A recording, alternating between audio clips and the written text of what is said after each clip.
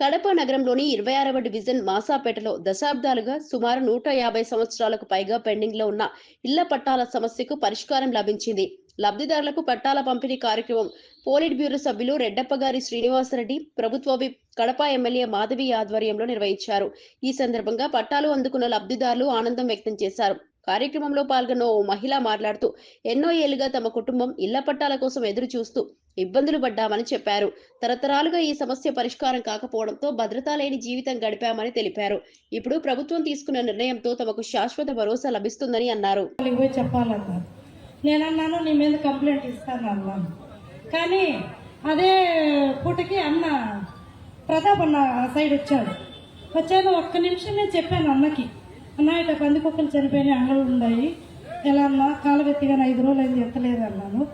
అన్న వెంటనే, కానీ నేను ర్యాష్కి చెప్పాను, అన్నయ్య ఏమన్నా బాధపడిందేమో ఆ రోజు, కానీ వెంటనే ఒక్క సెకండ్కి కాలవెత్తాడు.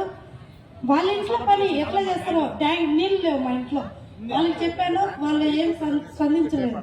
కానీ అన్న తన ఇంట్లో పని చేసినట్టు మా ఇంటి దగ్గరికి వచ్చి ట్యాంక్ దింపి నీళ్లు పట్టి కాలం ఎత్తించి బీచింగ్ అంతా చల్లించి ఎంతో అన్న మా ఇంటి దగ్గర వర్క్ చేశాడు. నాకు చాలా నచ్చింది.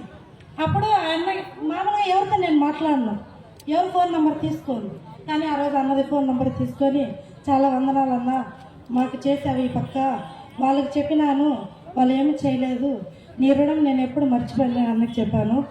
మాకు ఈ పట్ట వైఎస్ఆర్ తరఫు నుంచి వస్తుంది అనుకున్నాను, కానీ రాలేదు. ఈరోజు వాళ్ళకే పట్ట ఇస్తున్నారంటే నాకు ఆశ్చర్యం. రెడ్డమ్మక్క పట్ట ఇచ్చిందానికి చాలా వందనాలు. థ్యాంక్ యూ అమ్మా.